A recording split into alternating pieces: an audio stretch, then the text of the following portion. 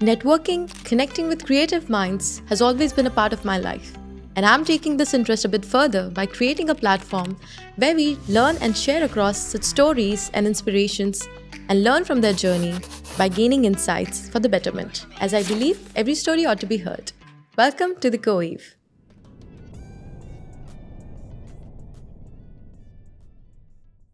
Hello and welcome to Koi. This is your host Prajakta, and today we have a wonderful guest amongst us, popularly known as the LinkedIn girl, Miss Shreya Pattar. Welcome, Shreya. Shreya has been a wonderful influencer over LinkedIn, Instagram, YouTube, and X. She has been teaching and educating people to learn and monetize their skill sets using different tools and techniques and her knowledge itself. She has thousands of followers across all social platforms, and she has been able to create her own agency in the past couple of years. And she is in Dubai right now. So, Shreya, would you like to tell us more about your domain, please?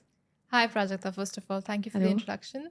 Yes. So I run an agency. I have a LinkedIn marketing agency, and I also teach freelancing. I teach how to start your own online business, and been doing this for a while now. And I think my domain as such is pretty broad, where we go. Obviously, I go also into education space as well. And yeah, this is the part of this whole thing that feels more fulfilling, I guess. So, Shreya, beginning with, could you highlight us when your journey began? How many years have you been into this industry? And what was your early phase looking like?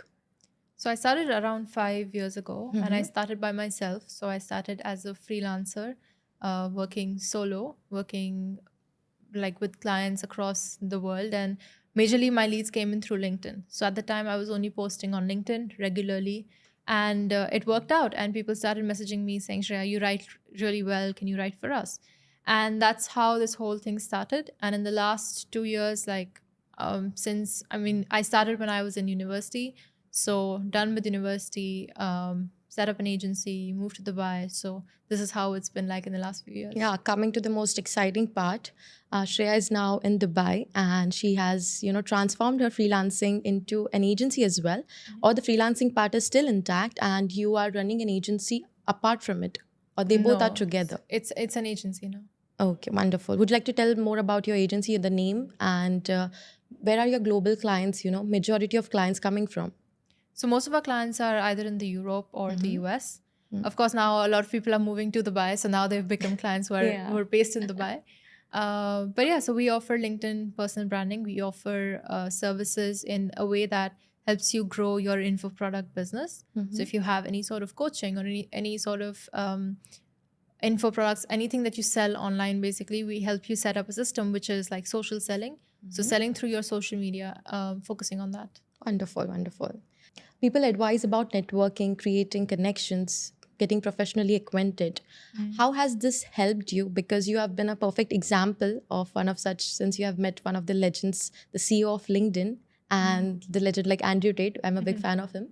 And what do you advise to keep those professional acquaintances intact? Right now, if I don't have anything to offer to them, as of this moment, whenever you meet somebody, but later on if you find, okay, I think now I have the right thing to offer to them, or I need some of the collaboration with them, how do you visit that moment or help them remind, okay, we met at this place, do you recall, would you like to retouch on this stuff? So how do you make that professional acquaintance quite intact and approachable again?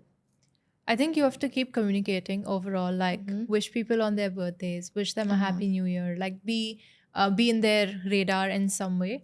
But I would also say that when you're speaking to certain people and networking, it's not really about what value you can add to them. If you're just an interesting person and you can hold a conversation, talk like a normal human being, basically, then you will be someone that they're not pushing away and they're not like feeling weird about, basically. Right. So you don't have to think, okay, what do I have to offer? Because you don't start Not all out the with time. that. Yeah. And anyone who is at that position, at that level, knows that you don't start out with being on level 1. You start out with like negative. And that's totally fine. So nobody's going to push you away, I think, in that sense. But whenever you want to turn it into like, let's say, a collaboration or something, always be upfront. Nobody likes someone who's deceiving them. Nobody likes someone who's like playing some sort of games, you could say. So if you want to work with someone, like, clearly tell them that, listen, I think this is something I can help you with, and I would love to like talk to you and see if I can help you out.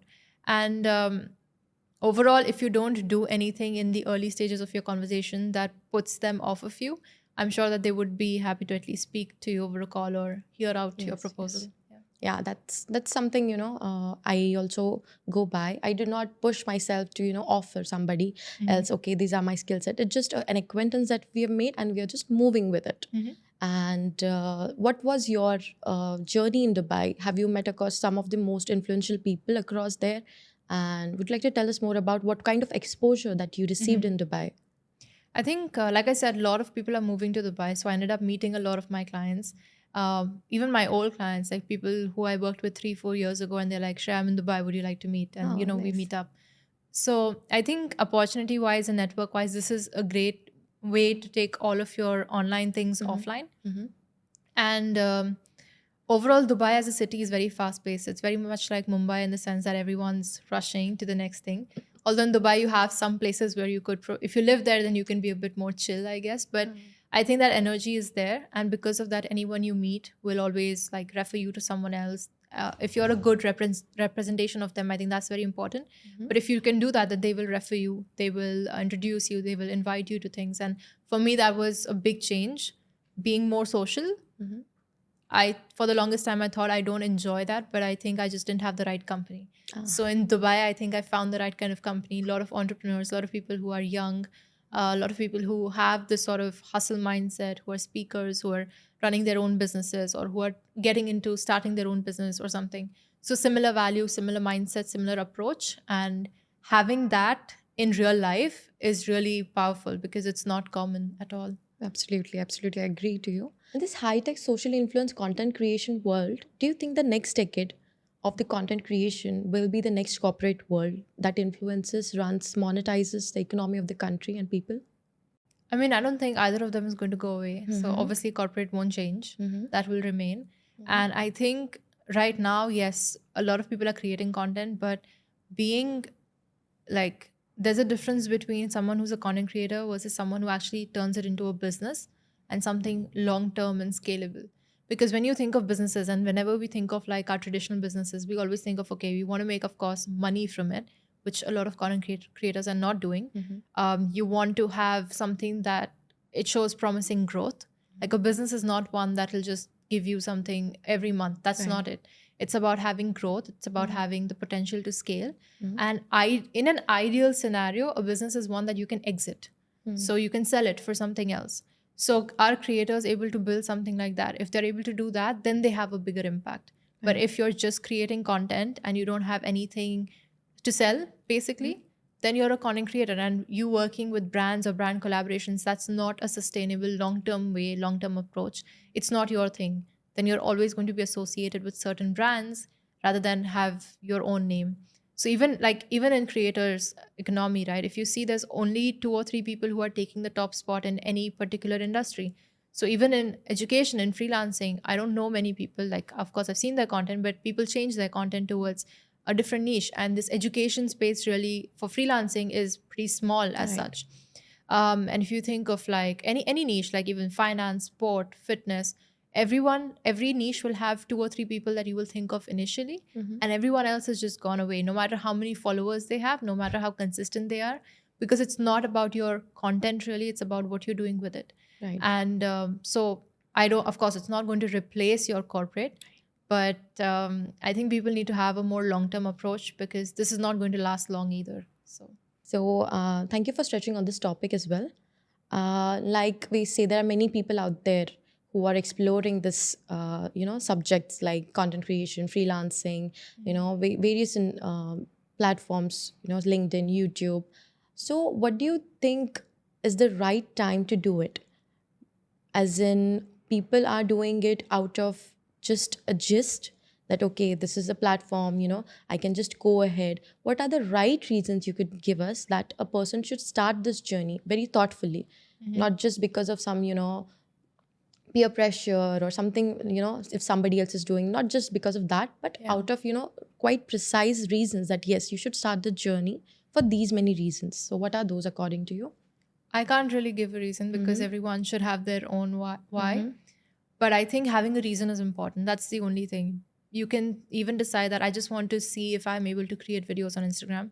I just want to see if I'm a good speaker. I just want to post and see how consistent I can be. Like, totally fine, whatever a metric or reason you choose, that's totally fine.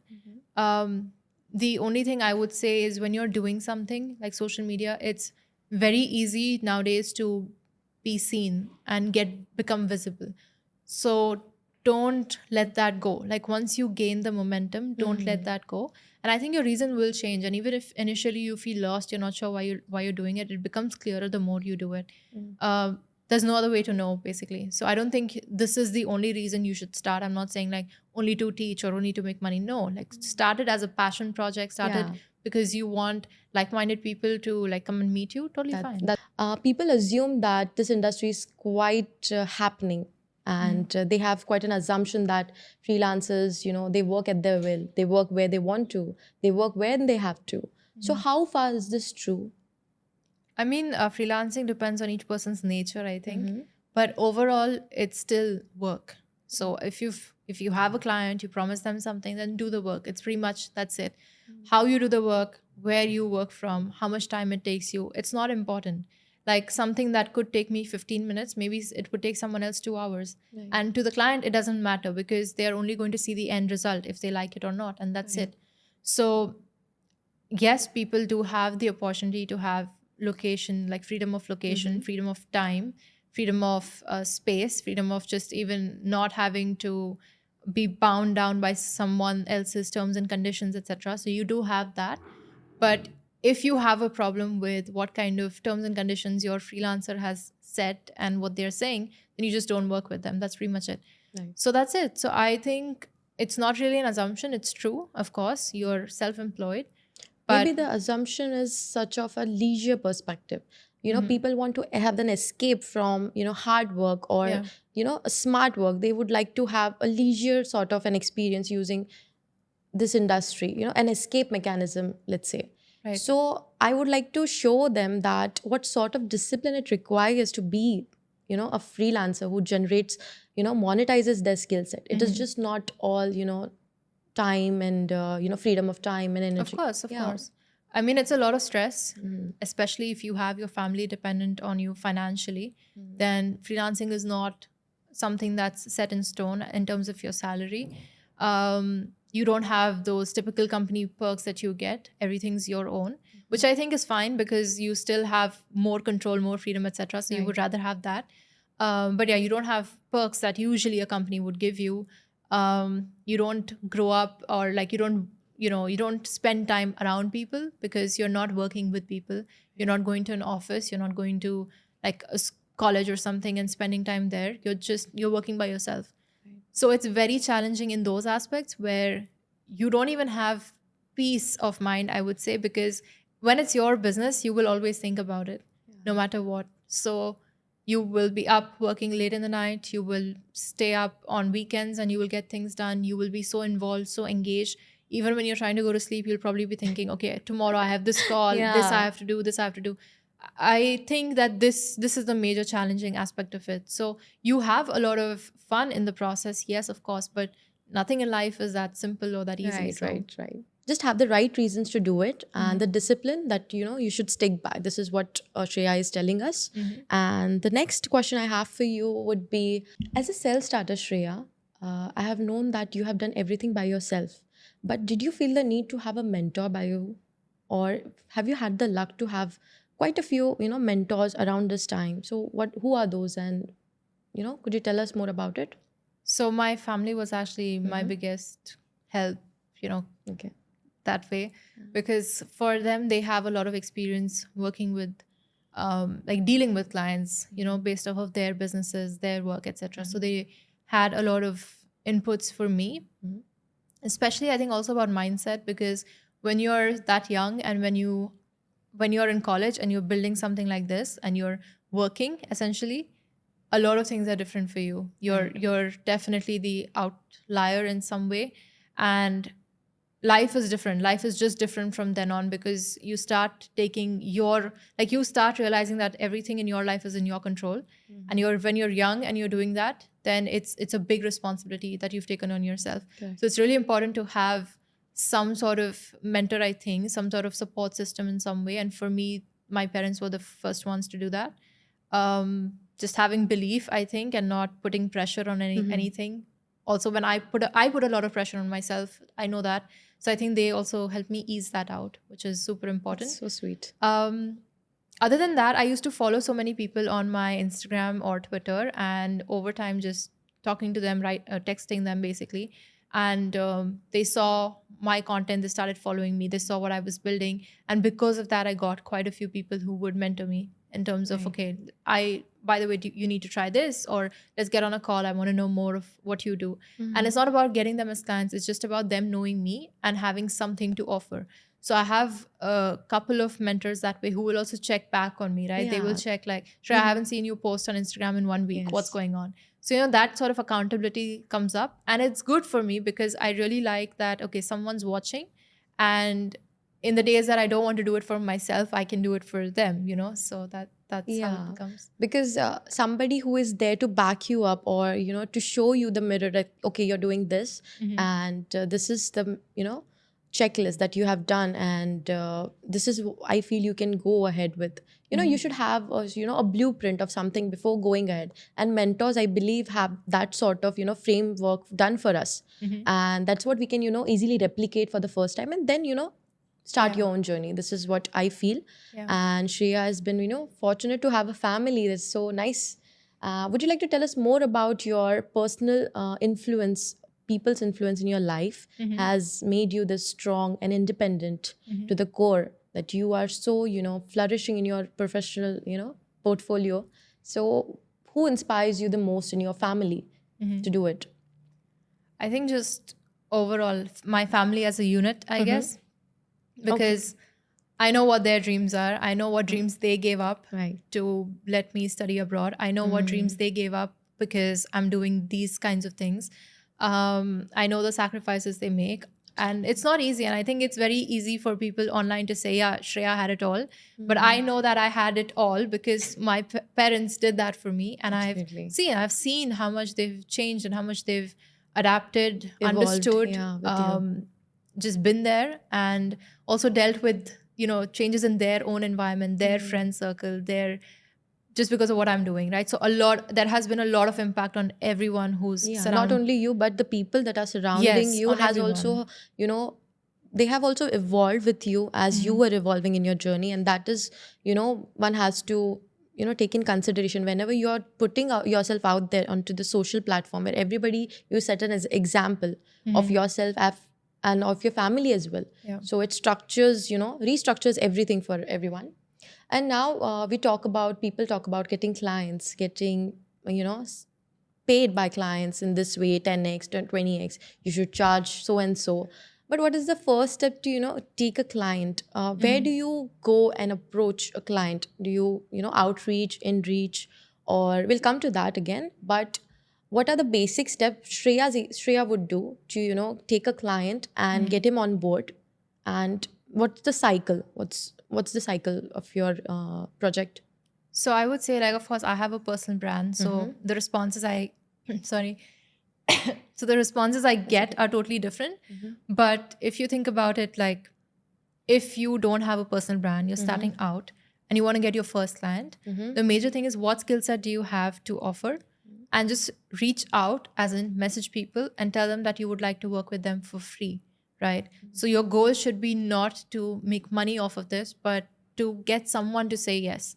And getting someone to say yes is so powerful, because for you, it nurtures your brain into thinking, look, somebody's saying yes, and I will have many more opportunities like this later on. But you still have to be good at what you do, because I get so many messages that, Shreya, can we edit a free video for you, or can we write you a LinkedIn post or something?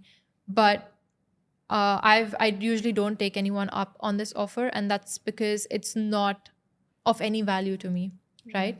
So even if you say, like, I will create a free video for you, what exactly do you want me to do with that? I think having some sort of positioning, like, hi Shreya, I will do this for you as a sample, but overall what I would like to help you do is get to a point where you're posting every day and growing by at least 10 or 20,000 followers this month. Something like that, something that has some sort of like imagery to it. Something that is long term, something that people can understand, your client can understand, yes, this is the value I'm getting out of it, not just the project submitted, basically. Try to work with 3 people for free, in fact, and in exchange later you can get a testimonial, you can use them as case studies. And when all of this happens, if you have big names, basically if you're working with people who have some sort of presence online, like for example even me, like if you end up working with me, then you can use my testimonial online. Right. And what happens is, it's not just a testimonial, it's a testimonial from Shreya Pattar, the LinkedIn girl who has so many followers and who does so and so things. So that becomes more high impact than anything else. So you can work with people for free. Just try to find people who will add this sort of value to your life as well. Just the first yes is the click, and like you have had the opportunity to have the first post you with the CEO of LinkedIn, it hit and you got your way, like okay, I'm going to do this. So the first yes is very important for you people. Could you tell us more about onboarding and offboarding your clients in your agency specifically? What are type of dashboards you have or tools that you use for getting clients and offboarding them? What is the process in your agency? So the first thing is we confirm everything in terms of the contract, send the invoice. Once the invoice is paid, then we invite them to our Slack. We have a Slack channel set up for every client, and there they get information about, okay, fill in the onboarding form, book the onboarding call with us, and also any information we need, we will ask for that in terms of like your pictures, your account passwords, your login, whatever we need, we'll ask for that. And we also give you access to your Notion dashboard. So on Notion, we have a dashboard for each client. All your content is updated there regularly. And once that's done, basically everything is on Notion for you to review and check and give feedback on. So we stick to Notion. And when it comes to offboarding, we have like a feedback form that we send out and a thank you email. So that's pretty much of the offboarding process. Yeah, quite simple. Seems simple, but might not be. You'll have to, get used to it. So you have an agency right now, and how many people are there in your agency working for you? It's around 5, 6, 7 Okay. changes. Let me ask you a question. Somebody is not an SME right away, like a subject matter expert. And if a freelancer who's a beginner, who takes up the, assignment from a client, okay, I'm going with this. And he or she does not have the, all the subject matter expertise about that topic. Is there any platform for freelancers, they can, take as a resource where they can take the information from or ideas from and then convert it for them? Because I don't believe that everybody knows everything, we are not know-it-all people. So what sort of resources freelancers use to get, the input for their, clients? Definitely, you should have an onboarding call, and you should always get resources from your clients. Because the thing about resources is, if you look at any statistic or data or journal, there are so many different things. Like you can find a journal for everything that you want to be agreed upon, right? So you will always find an option, whether that's the truth or false, doesn't matter. You will still find some journal that proves it to be correct, no matter what side you're on. So I think you have to figure out what side is the client on, and you have to ask them what would be the best resource that I could refer to that will give me an approach to your mindset, something you agree with, etc. Because like I said, you can find a journal that agrees with anything, basically. Right. I would also say that whenever you're working with clients, your onboarding call is so important because you have to get to know them, you have to understand them, what do they need, etc. In terms of having an onboarding call, it's so important because then you hear how they speak. And if you actually record the call and you play it back, and if you have that observation skill, you will realize that each client has a particular style of speaking and a particular phrase that they use a lot. Right. And a particular mindset that they have, etc. All of this you can figure out from one call if you just ask the right questions. At least that's what we do. So now we know your approach towards things, and especially I think nowadays everything can be considered political. Every single thing. Right. And so it's so important to know where your client stands in some way on that, not explicitly, but in some way. And that's why I said getting resources from them is one of the best things you can do. And if you have a client who's already created content, go through their previous content, go through their podcasts, their YouTube channel, anything else that they have written before, go through their company brochures or things like that. So you get an idea of what they do and all of that. Go through their lead magnets, understand their business in and out, their sales process, etc. And then again, this will help you just get to know them better. So that's what you can use. Coming towards your expertise, LinkedIn, Yeah. what would you like to share with the beginners who are, either students or professional getting started? How do they, optimize their LinkedIn or make the most out of the LinkedIn platform? What are the basic steps they need to check and be right? So your profile for sure, like check your profile, check your headline, check your profile photo. You can smile, totally fine. So smile in your picture, have your picture that's looking straight in the camera. That would be ideal. On your banner, make sure your value proposition is very clearly mentioned. And in your headline, also make sure the value proposition is clear. Because when someone checks your profile and follows you or decides to find out what you do, it should be very clear what you can do for them, what kind of value can you add for them. They shouldn't have to scroll through your posts or DM you to find this information out. This also improves your lead quality, because then this person already knows what you do and they're not looking for a random writer, for example. And if you offer like social media management services for Instagram, let's say, they won't DM you for something else. They'll be very specific, hopefully, because or more number of people would be more specific compared to if you don't have that. So having a clear headline is super important. And post content regularly, because when a client or when a prospect sees, or anyone is viewing your profile and they see that you're posting regularly, they see you're active, they see that you're taking this seriously, they see that your expertise is mentioned in the posts, the way you write, etc. So that's important. And have this proof of work through your post. Don't teach people how you do what you do. Don't teach that. Instead, share what impact you can create, what value you can add, etc. Don't try to teach people, because then they won't work with you. Then they are like, okay, I have something to try. Instead, you want to build that sort of expertise, and you want to show that these are the results you've generated, this is how you work. That is more important than anything else. What could be the, big nose for a LinkedIn profile when you just have a gaze? When I see, like, if I'm trying to hire someone and I see that their LinkedIn profile is, again, it's not as a judgment, but I see so many people using like very random pictures, and that really throws me off, because then I know that you're just trying to post pictures and trying to make that work. Your copy is not good. Like if I'm looking for a LinkedIn ghostwriter or copywriter, I would obviously look at copy. I would look at the strategy you're using. If you're not engaging well, if you're starting fights, like if I go through your comment section and you're just commenting random stuff on people's profiles, I'm like, no, I'm not going to work with this person. If you start fights, you start arguments, illogical ones, especially if you're basically a troll, if you're doing all this online, getting angry over silly things, then all these are no's, basically. Yeah, right. Just coming to the words that you used, the terms copywriting and ghostwriting. I know we've mentioned it quite earlier also in some of your podcasts which I've listened.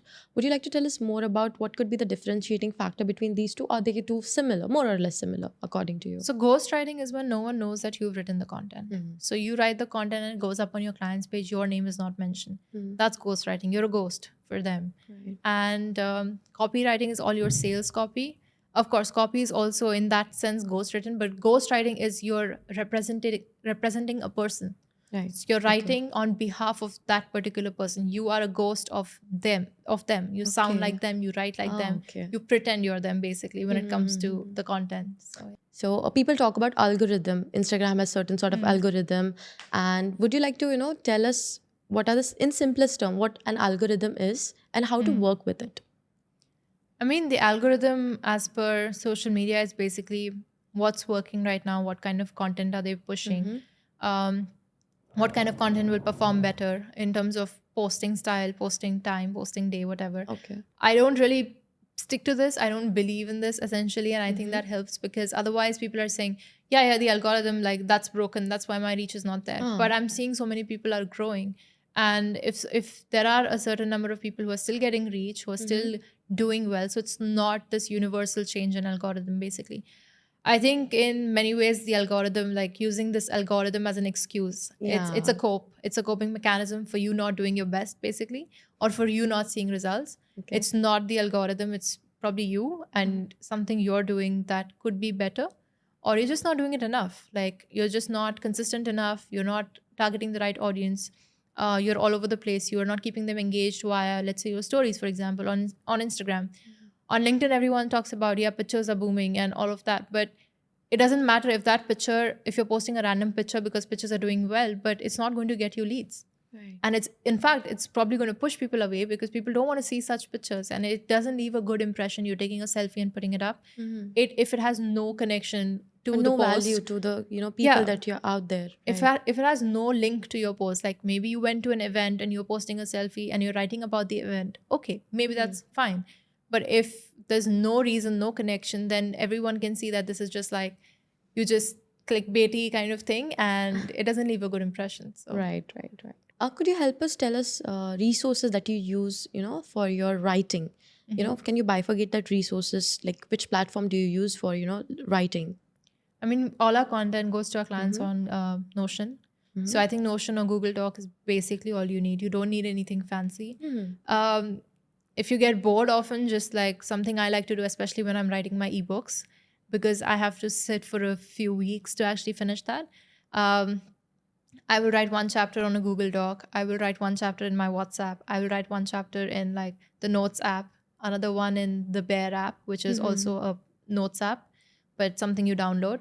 So just because I want this visual variation and I'm so bored of using the same thing, so I will start using different documents or different apps, basically. Okay.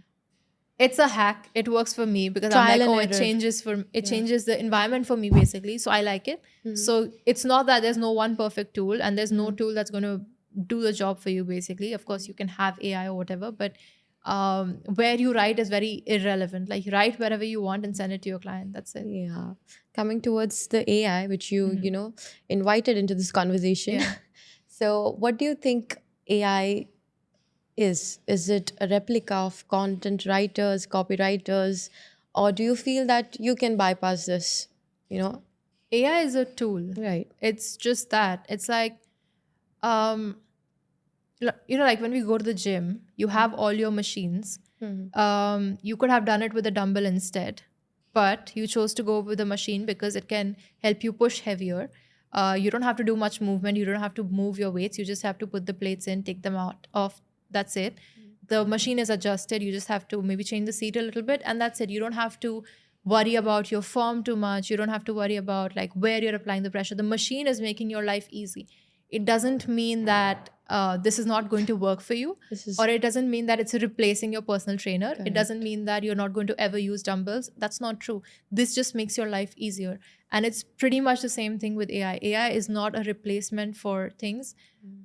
It can replace poor writers, obviously. If you're not good at anything, it's not even AI. If you don't do a good job, your client will fire you and hire someone else. Yeah, so that's my concept for this is that AI has become a buzzword, and that's why everyone thinks it's a problem. Yeah. And I shouldn't get into content writing because AI will take over it. And that's not true, because there's already thousands of other freelancers. Until this point, you weren't worried about that competition, but suddenly you're worried about AI. You just can take because it as a everyone's boon. talking Yeah, about it. right. So Rather than seeing as the competition, freelancers and content writers can take it as a boon. Depends on their perception of how this tool is going to affect them in the longer run. Yeah. Do you see your clients, shifting towards AI in your personal, clienteles? Do you feel that they are, they have asked you a sample of, Shreya, give me your sample and give me an AI sample. So have you had that sort of an No. experience? Like, No. they want to, segregate that, what sort of difference that, is put forth? Absolutely not, because Okay. they don't care. They really don't care right now if I'm writing with AI. If my team, of course, my team uses ChatGPT.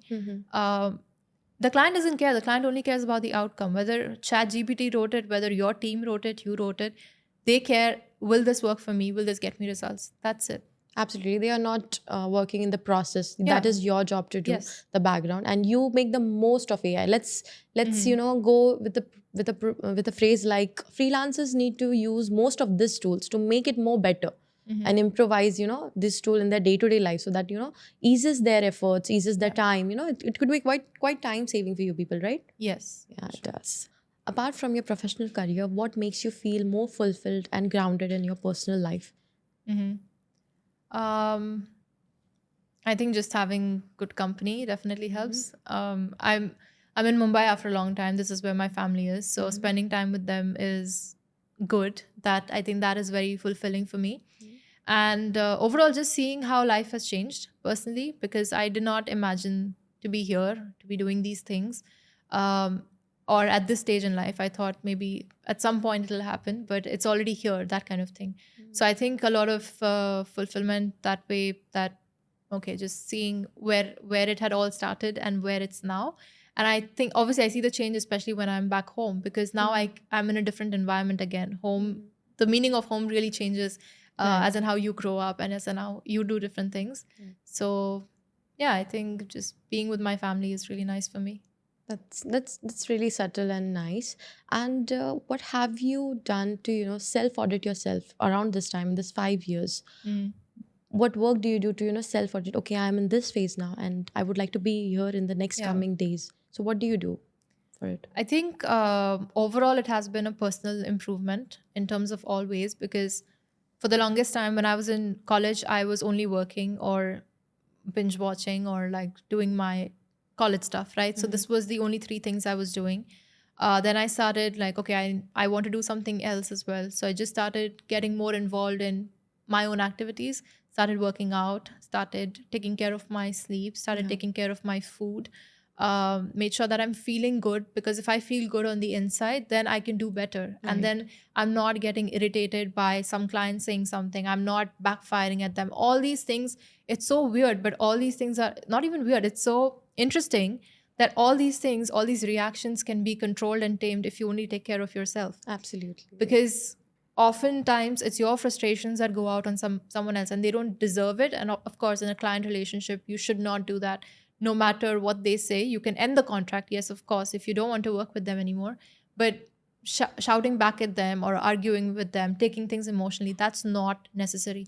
And I think when you take care of yourself, it really changes that flips that switch for you, and you stop bothering about certain things. So for me, those were the major changes that I made in my personal life, where I'm like, okay, now I see that I'm at this point where I'm dealing with a lot of similar clients who are just a pain, like just a pain. I don't want to do this anymore. And I feel terrible about myself. I'm not able to sleep. I'm not able to eat right. Okay, I want to fix this. So I know that these are things to fix. Um, Overall, I think I'm quite critical of myself, and it does add a lot of pressure and also force to kind of move ahead, which is good. But I think, especially in the last year, I've learned that there is no like rush. Things will take time. And even if you don't want to take time, things will take time. Things will not work out for you just because you're like, yeah, I'm just gonna, no, it doesn't matter. So having that sort of patience in terms of input and output, obviously understanding and accepting that nobody in the world owes you anything. You're not entitled to anything. Just because you do a certain thing 1,000 times doesn't mean it'll work either. So all these, I think, mindset shifts were important, and that has kind of changed how I look at the next 5 years also. Coming towards my story, I've moved out of my home by myself, like you have, 2 years back, since I got my professional break. And since then, I have quite understood some factors about self-realization, introspection, journaling, and quite of meditative aspects of life, and I've been practicing it. So what are your some of these tools you use by yourself, some of these practices that you do to keep yourself in a place of calmness in these demanding times? I have no such practice. Okay. Like there's literally no meditation, no routine, nothing. And I don't think, for me, those things won't work. I know. So, But still, yeah. you're in a very calm space, Shreya, let me tell you that. And you have a very bright smile. God, keep your smile this way. And coming towards a journey of Shreya, right now you are in a most amazing space. I can tell you that in your professional career, you're blooming. If you're going back to 5 years, what would that Shreya do differently this time? Would you think that there are some corrections that you need to make in your journey, that okay, I would have done this rather than that?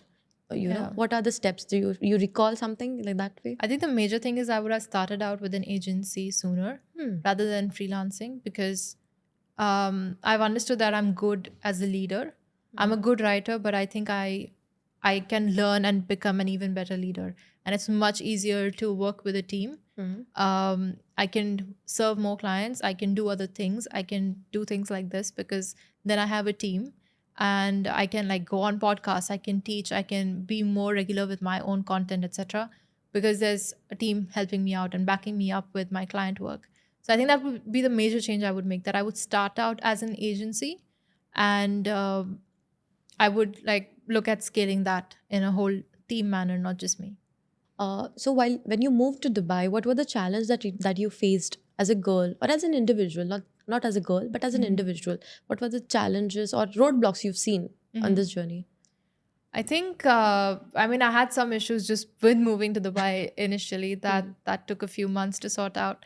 Um, but overall, when I moved to Dubai, I already had experience of living by myself. I was in Dublin for 3 years before that. So I was very accustomed to having my own space.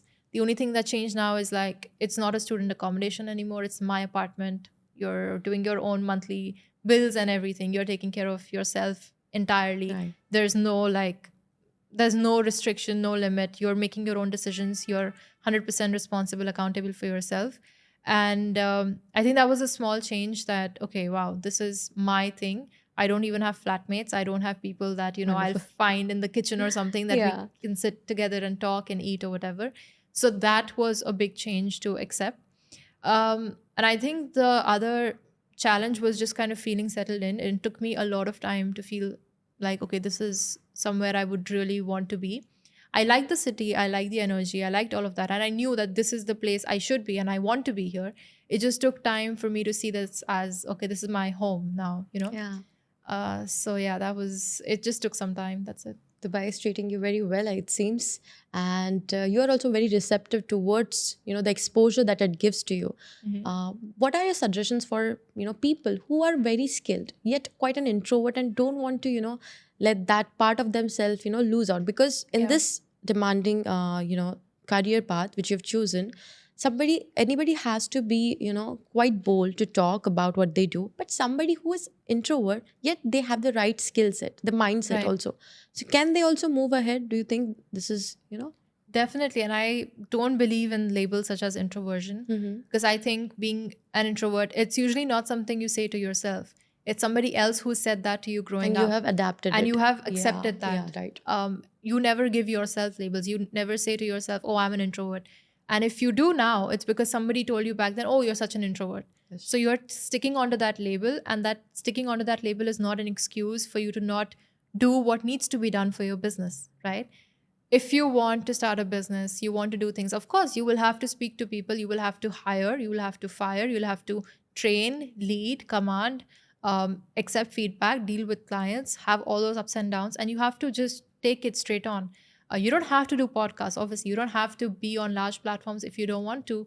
But ultimately, you need to know how to communicate and how to talk. And if you want to say, oh, but I'm an introvert, I can't do it, then this is not for you. It's as Right. simple as that, because a business or any work is built on relationships with people. Yeah. And especially if you're running a business, then you have your client side, you have your team, and of course you have your personal things going on. So you have these two main things that you're leading. And I would also say that for me, a lot of times, of course, people said that, oh, you're Shreya, you're such an introvert. And in some way that's true, but in the sense that I just don't enjoy being in loud, noisy places. But you put me in like a dinner with people who are like me, people who have their own businesses, who have their own agencies, who have similar mindsets, or even just people whose company I like and I like Right. talking to, then I don't mind spending time with them. Then I will reach out to them. I want to spend time with them. So I think it's also situational, right? Maybe you just don't like one form of communication or one setting, basically. And that's not your introversion. That's just your preference. And in some Yeah. way, it's your standard. Right. These are your standards that you don't want to associate yourself with certain things. And that's fine. Yeah. And I believe that you should, try to expand who you are. Try to, expand your identity as a person, I believe, and learn new concept, learn about new, characteristics that you can build. You don't have to stick to the old identity that you have, Yeah. but, build across that. Like you have also, inculcated many habits in your day-to-day life, because you being an organized person, you have to monitor a team, you have to monitor your clients. So you have to create some sort of characteristics about yourself. So what those characteristics are about you, Shreya? Would you like to tell us more about it? I think the main one, it's funny because My clients and some people on my team also said that, Shreya, you're such a like stoic person, you know. And obviously stoic means something different now on social media, where we're saying, oh, someone who just doesn't care and like it's always like straight. And in many ways I am like that now, because I used to be very emotionally attached to responses that my clients would give, or how my team would deal with it, and etc, whatever. So I was too emotionally attached with things that would then stress me out. Then I would just fall sick basically, because I cannot take that pressure on. And it was not necessary, and it didn't take me anywhere. So I think having that change in mindset, where if a client is mad at you, okay, solution solving, like problem solving mode on, like solutions, that's what we're going for, rather than blaming or not taking accountability or just pushing things back. None of that. Do you So also find the root cause of, some of the errors? Suppose there is something that's not working. So are you quite interested in finding the root cause, or just, you are working towards finding the, solution towards it? Because sometimes the solution can be in the root cause analysis of the stuff. So what is your kind of approach towards, if you've got a problem or there's some issue? yeah. So do you go to the root cause, or do you take the way out of it directly? It depends. Like if it really matters, for example, if you're having an issue with one client, or the team is not submitting something on time, then this is a root problem, because this is happening again and again, and it's affecting other things. But if it's something small and someone says, yeah, okay, there was this typo that you guys missed, okay, we will do a proofread. There's no root.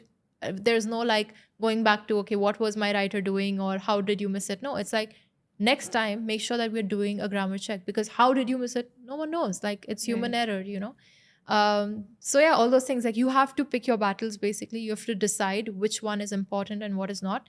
And I say, like, there are some things that you have to basically pull the plug on, which means just solve it, like take it out, that's it. And some things you need to pull the trigger on, where you're actually more involved and you're just doing your best to get into this problem and solve it. So not everything requires the same amount of energy basically. Shreya, would you like to give us 3 basic steps, one has to take to begin this journey? Whether he or she is a professional person working, a job, or somebody who is in an educational stream. What could be the 3 major initiative steps that they should take to, start this, social journey for them? I think first is just your mindset, having like a long-term commitment plan, giving it your best, being ready to face all these toxic clients, being ready to face bad hires, being ready to face even trolls on the internet, because that is going to happen. No matter what you do, you could be like super non-controversial. That way people get mad over anything. So you have to be prepared for all these things. So first is your mindset. Second thing is just like having a game plan, that who do you want to work with and how can you find them. So what service will you offer essentially, and then where can you find the people to offer those services to? That could be your LinkedIn, Instagram, Facebook, Twitter, outreach, cold email, whatever. So I think second step is to figure that out, and third step is to just actually act on it. Because a lot of people have these game plans and they will write down, I will do this, this. A lot of people have also seen just go back into this reverse engineering method, right? Where they're like, okay, if I want to make $5,000 a month, and if I only need 10 clients at $500. But that's not how money making works at all. Right. This math is only for the sake of math. This is not how it works. So not being too obsessed with these small things and just starting and then figuring your way out, that's more important than trying to find the perfect route. Basically, it doesn't exist. And you've written quite a few of ebooks, so do you think that these are very much, to tending towards educating people these things? Okay, would you like for to tell? sure. Yeah. So I have 7 ebooks. 3 of them are like the best selling ones, and I have put down everything that I've learned throughout my journey, all the processes I used, very beginner friendly. And I think this was very important, because when I started freelancing, I didn't have any such tool that was, or any such resource that was teaching me the basics. Like literally my ebook covers how do you send an invoice, and how do you create a proposal, how do you create a contract, how do you get on a sales call, how do you book the sales call, small things that you need to take care of. Nobody will share that with you. Nobody tells these things to you. And when I was starting out, like most of the I was not active on Twitter, only LinkedIn. And yet I saw a little bit on Twitter that people were sharing how you can get to 10K per month.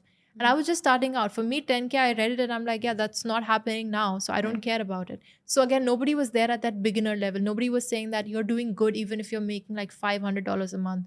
If you have one client, you're doing good. Like that was not there. So I wanted to put forth a book or a course or whatever, teaching you the basics that no one teaches you. And then you can go back and refer to all these other people who are like, okay, how do you they've scale? they have upscaled themselves. Yeah. So Shreya, what are your recent wins you'd like to tell us about, and where do you see yourself, going ahead in the next 3 years, couple of years? Where are you heading to? From an agency owner now to a business entrepreneur. What is your, next goal? Next, I think there's a lot of things that I'm hoping to start this year. You will just see as and how they happen, basically. We're happy to, we would love to see you grow, Shreya. And I'd like to ask you one last question of this session is, what is your definition of success? I think everyone's been asking me this, and it changes every time because I don't remember what I said the first time. It's fine. But yeah, I think just success is like, I mean, I don't even know if I really care about it anymore, because I've just realized that I'm just living my life. It's not a competition. It's not an award. It's not coming first or second or third, like in a game or something. This is life. And like literally, if I used to associate success with like money, revenue that was coming in. I think in the last week, I've seen how much content I've created on Instagram. I gained like 20,000 people. 20,000 people decided that she's worth a follow in like 4 days or something, and they followed me. And I'm seeing based off of that I have this different impact. Someone had recently commented on my tweet as well that this person is suffering from some disorder, can't go to work. And he said, Shreya, I'm so glad that you're doing what you do. Because of you, I watched all your videos and I started content writing. And this is how I'm making money now, because I cannot get a job. And when I read that, I was like, this is why I want to do it. Because these are the things that have real impact. You don't realize that until someone tells that to you. Or I did a meetup 2 weeks ago in Mumbai. 50 people showed up, and seeing 50 people, like, I think, oh, okay, you have like 100,000 followers. It doesn't match up to seeing 50 people who bought tickets to come and see you. Yeah, they've traveled. They've they've changed their plans. They decided, okay, on a Saturday evening, I'm going to go and see Shreya. Like, these are big things that I really value, and I think for me that's important. Basically. And that empowers you to do more and more. Thank you so much, Shreya, for giving your insights and your journey. That has been so insightful for all of us. And coming towards the end of the session, I am being a journal person. I would like to give you a small token. I hope you start journaling as well, and let me know your experience. How was it? Okay. Yeah. Sure. Thank you so much. This is for you. Thank you. For the creative girl, Shreya Pattar. Thanks, so Prajakta. That's all for today. And if you want to follow Shreya for some more of freelancing tips and monetize your skill set, do follow her podcast, her YouTube channel, and the links are below. Thank you so much.